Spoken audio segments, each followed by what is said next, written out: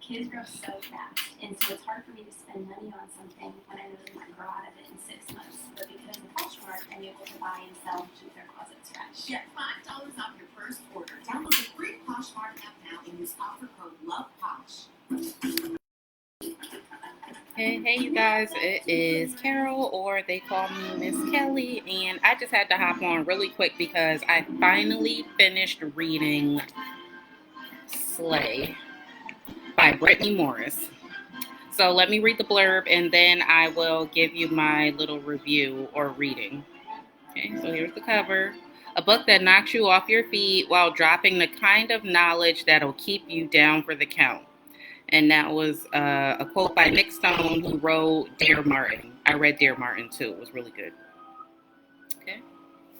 This is how it looks in the back. See, on the back it says, Black gamers go through this every day. I remind myself, it's just part of gaming while Black. Racism crops up in so many places. I should be used to it by now, but I shouldn't have to be. Not here, not in Slay. I'm here to defend that right to safety, to defend this game. I am a queen, and this is my game. Slay. All right, so by day, 17-year-old Kiara Johnson is an honors student, a math tutor, and one of the only Black kids at Jefferson Academy. But at home, she joins hundreds of thousands of Black gamers who duel worldwide as Nubian personas in the secret multiplayer online role-playing card game Slay. No one knows Kiara is the game developer. Not her friends, not her family, not even her boyfriend Malcolm, who believes video games are a distraction to keep the Black man from becoming great. But when a teen in Kansas City is murdered over a dispute in the Slay world, news of the game reaches mainstream media, and Slay is labeled a racist, exclusionist, a violent hub for thugs and criminals. Even worse, Kiara faces potentially being sued for anti-white discrimination, and an anonymous troll infiltrates the game, threatening to harass all the players and take over. Driven to save the only world in which she can be herself, Kiara must preserve her secret identity and harness what it means to be unapologetically Black in a world intimidated by Blackness. But can she protect her game without losing herself in the process? Now, this was a very, very good book. And what I learned from this book is you have to just be yourself, right? So Kiara went to an all-white school. The only people who were of color were her boyfriend and her sister and one other person who had just transferred into the school. So Kiara felt like she had to act a certain way while she was at school because she was being judged by a bunch of, it's an all-white school, so she's being judged by a bunch, she feels she's being judged by a bunch of all-white people. And, like, they do come in, some of the people in the book that are her friends, they do come to her who are white. They do come to her and ask her specific questions. And she's extremely uncomfortable because she's like, I can't answer this question for you because I don't represent all Black people. Like, that's just not, I'm just me. I'm Black and I'm this way. I like to do all these kinds of things, but don't come to me just because I'm your Black friend asking me a question that you expect me to answer and it would represent the entire race. That doesn't make any sense whatsoever. She wouldn't do that to her white friends.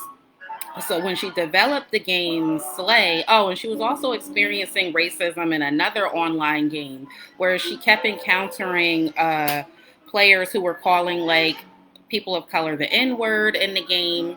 So she's like, forget that. I'm going to create my own space and it's only going to be for Black people because we don't have to worry about people calling each other names. We don't have to worry about being marginalized or living up to one type of way to be Black. There are many different types of Black people and we shouldn't be living under one thing.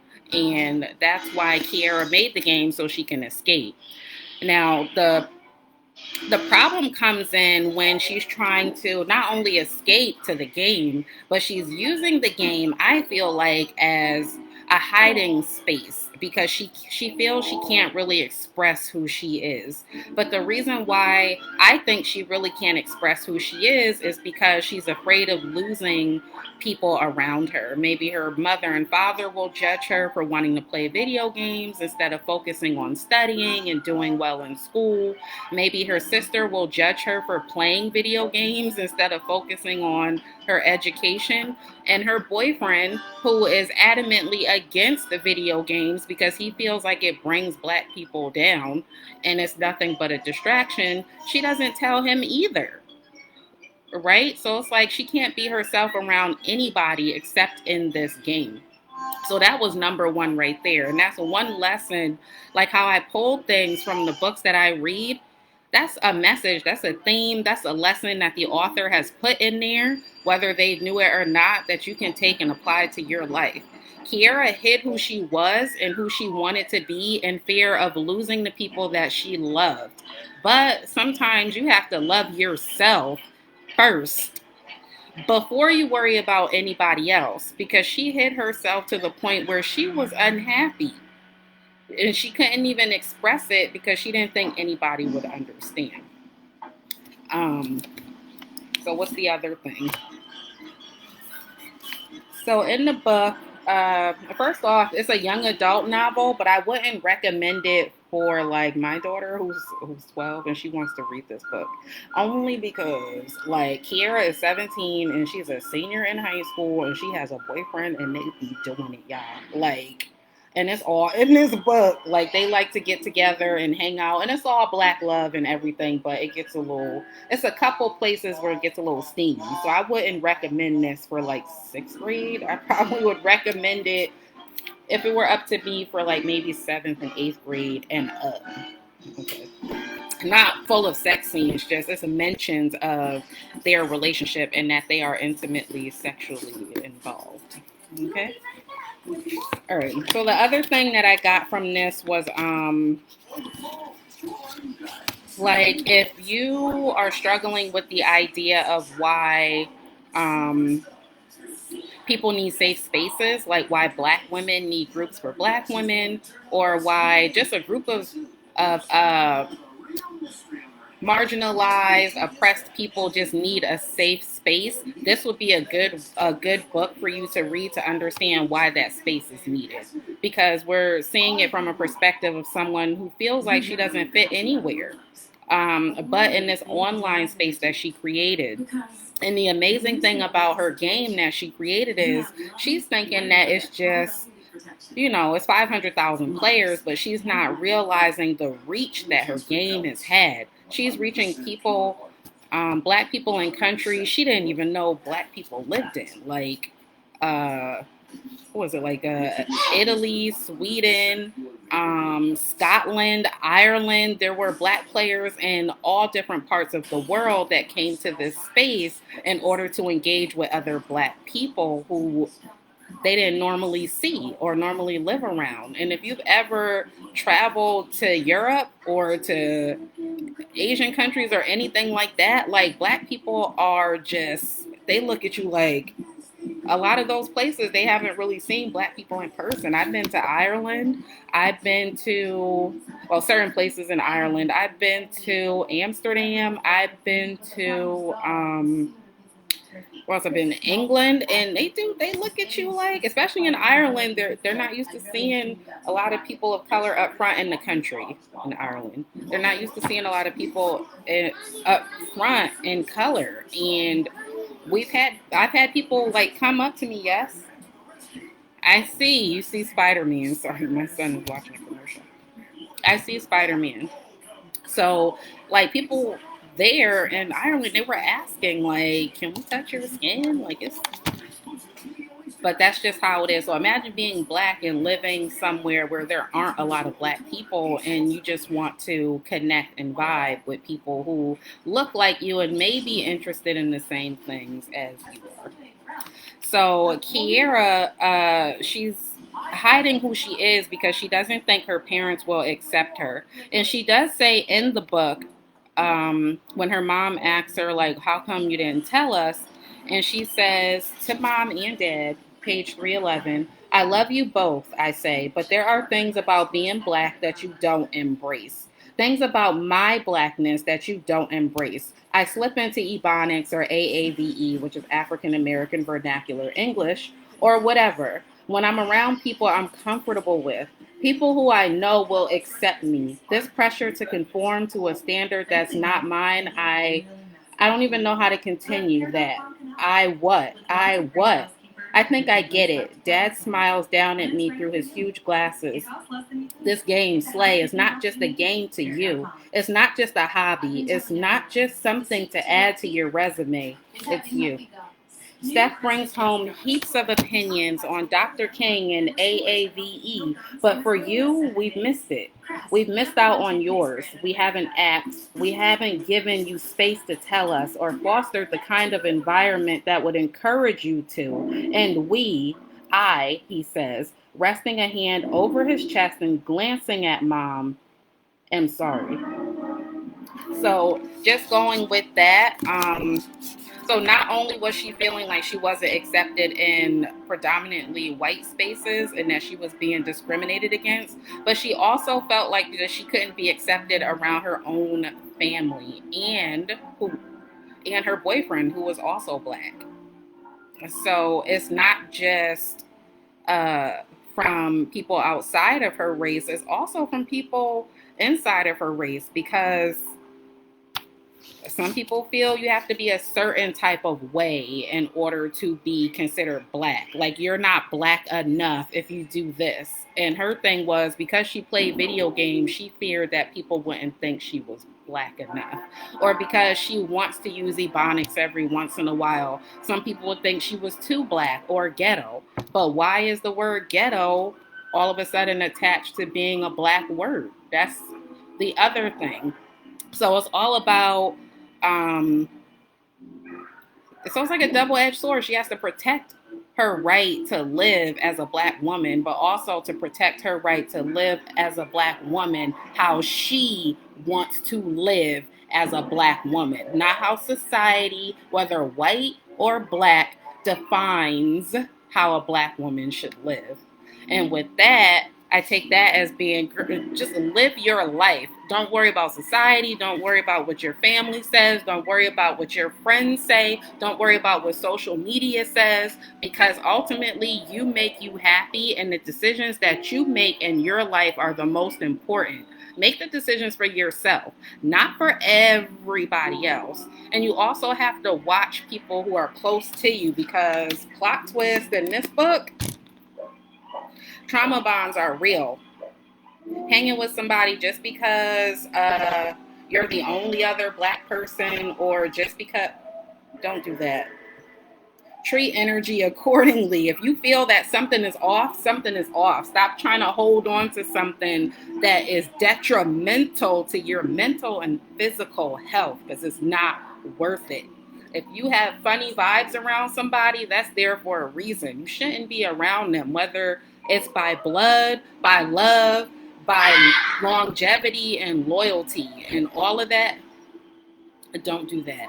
If you can't be yourself, like how Kiera was herself in this game, then you should not be adjusting your personality or who you are around certain people. Like, I know that's hard to say, but just using her as an example. Put yourself first. Make yourself happy. If you have to hide who you are or lie about who you are, then because you're afraid of losing someone, it just wasn't meant to be. Now, if you come out and you're who you are, no matter what, and that person or the people who are around you decide to accept you for who you are, no matter what, then that's real love, and you don't feel anything fake or phony coming from it, then you stay with that person or those people.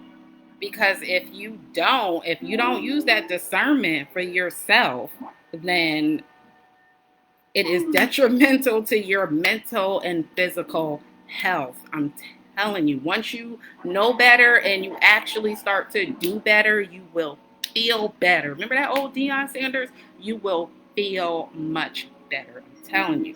So make sure you follow people who make you feel good, or hang with people who make you feel good. Don't hang with people who make you feel mad, or don't go out with somebody just because they're giving you the time of day. Like, stop wasting your time on these people. Take people for what they are, use them for what you need to use them for, and keep it moving. All right. So yeah, that was Slay. We have 15 minutes now. This was very good. It's a young adult book, but then again, for gamers, black gamers, video game developer, female protagonist, all of that for young adults. But I would say maybe 7th or 8th grade and up because of the intimacy discussed in here between her and her boyfriend, Malcolm. So with that, because she's like, am I black enough? Am I too black? What's black? I don't know how to be. Just be you. You're black. You wear a twist out. You have brown skin. Just be you. And don't judge anybody else for what they decide to do. That's what I do. This is my life. I'm going to live my life how I want to live it. You live your life how you want to live it. But I want to help you in any way that I can so you can live a good life. Right? So the next book I want to read, because this one was all about am I black enough? Or like finding safe black spaces, young adult novel. I'm going to read this one next. It's called Black Enough, and it's an anthology, stories of being young and black in America, edited by E.B. Zaboy. I hope I said her name right. E.B. Zaboy. So it's an anthology. There are short stories in here, and these are all of the authors. Oh, Jason Reynolds, Nick Stone. Yeah. So I'll read the blurb on the back. And I chose this one because it's short stories. I could just read one story at a time and not feel so bad. Because it took me about 3 months to read this. And I read half this book in 2 hours. So it should not have taken me that long to read the whole thing. Like 2 hours, I finished half of this. Right. So Black Enough. Black is sisters navigating their relationship at summer camp in Portland, Oregon, as written by Renee Watson. Black is 3 friends walking back from the community pool talking about nothing and everything in a story by Jason Reynolds. Black is Nick Stone's bougie debutante dating a boy her mama would never approve of. Black is 2 girls kissing in Justina Ireland's story set in Maryland. Black is urban and rural, wealthy and poor, mixed race, immigrants, and more, because there are countless ways to be black enough. Edited by National Book Award finalist E.B. Zaboy and featuring some of the most acclaimed, best-selling black authors writing for teens today, this is an essential collection of captivating coming-of-age stories about what it's like to be young and black in America. So if you're not a big novel reader, you can get anthologies and just flip through and read the stories that look interesting. So this is how it looks. And I've read Jason Reynolds, I've read Nick Stone, and I've read Renee Watson. So some of these authors I know. All right, so these are all the stories.